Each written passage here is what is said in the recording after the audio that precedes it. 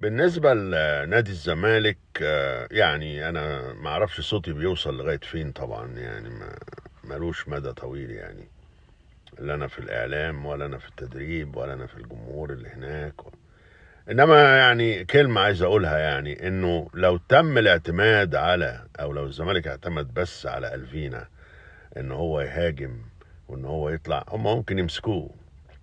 فهو علشان ما يقدروش يمسكوه كويس لازم يكون في واحد تاني في الجناح او في النص حتى، يكون في خطورة الفينا. وانا برشح عمرو ناصر، لان عمرو ناصر بوتنشال او اساس ل يعني مهاجم من اخطر مهاجمين الزمالك. مش هقول مصر لسه شوية، انما هو شكله كده من النوع الخطير قوي قوي قوي اللي ممكن يربك اي دفاع بمجرد وجوده. عنده كل المقومات وهيساعد الفينا